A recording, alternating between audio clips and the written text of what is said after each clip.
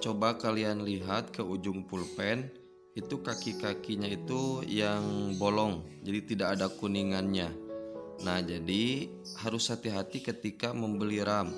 Diusahakan kalau memang kalian mau beli RAM itu kaki-kakinya harus yang sama. Karena apabila misalnya PC kalian DDR2, kalian beli DDR1 itu tidak bisa. Ataupun PC kalian RAM-nya DDR2, beli DDR3 juga tidak bisa. Dapat kalian lihat. Nah, bagian yang bolongnya pada kaki-kakinya kalau DDR1 di bagian tengah agak ke kanan sedikit. Kalau DDR2 agak ke kiri sedikit dari DDR1. Kalau DDR3 ini, nah dapat kalian lihat ini DDR3 ini agak ke kiri banget. Kalau DDR4 ini mulai ke tengah. Nah, jadi kaki-kaki yang bolongnya itu beda-beda. Jadi saran saya harus hati-hati ketika membeli RAM PC ya. Jadi tidak sembarangan. Apabila ada PC komputer yang menggunakan RAM DDR1 dan DDR2, itu menandakan PC tersebut kategorinya PC yang sudah lama atau jadul. Sedangkan kalau yang DDR3 dan DDR4 bisa dibilang lumayan kekinian lah. Terkecuali kalau DDR4. DDR4 itu yang paling baru itu RAM DDR4.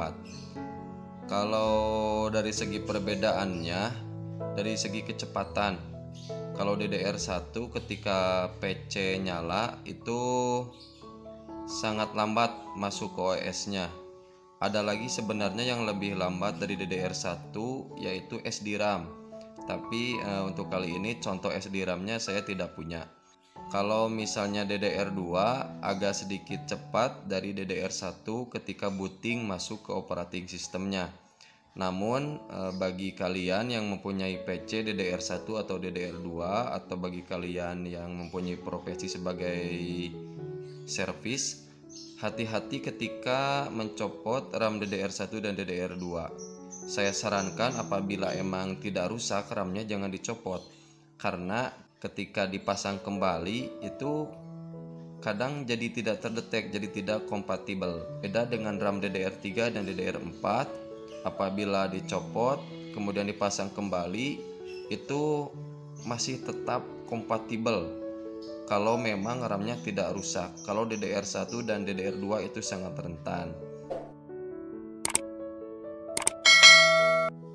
Nah, untuk lebih jelasnya saya tumpukan antara RAM DDR1, DDR2 dan DDR3 dan DDR4.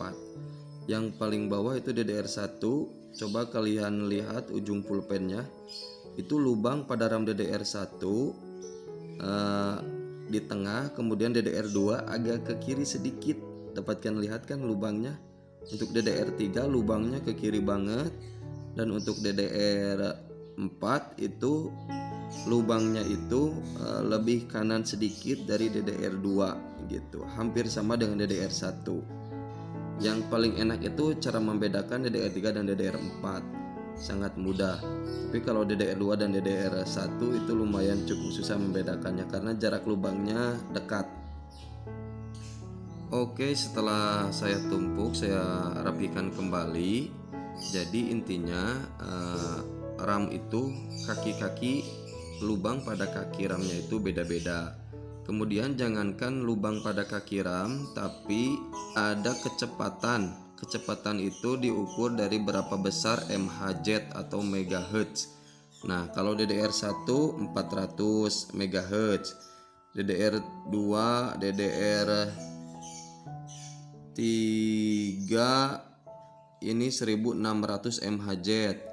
Untuk DDR4-nya ini 2400 MHz. Yang saya tahu MHz pada RAM yang paling tinggi itu sekitar 3200.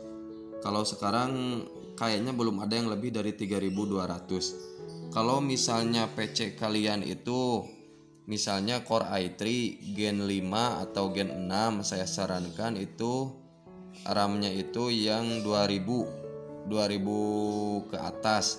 Kalau Gen 10, Gen 8, Gen 9, Gen 10 itu saya sarankan yang 3000 MHz. kecepatan RAM-nya. Jadi disesuaikan ya. Kalau misalnya PC kalian itu Core i3, Core i5, tapi gen atau generasinya itu generasi 4 ke bawah, saya sarankan yang 1600 mHz atau 2400 mHz. Jadi kecepatan prosesor dengan kecepatan RAM juga harus seimbang gitu.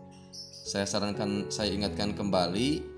Jadi kecepatan prosesor, generasi prosesor atau CPU dengan RAM itu harus seimbang. Jangan sampai RAM-nya kecepatannya mHz-nya tinggi tapi CPU-nya itu kecepatannya rendah. Oke.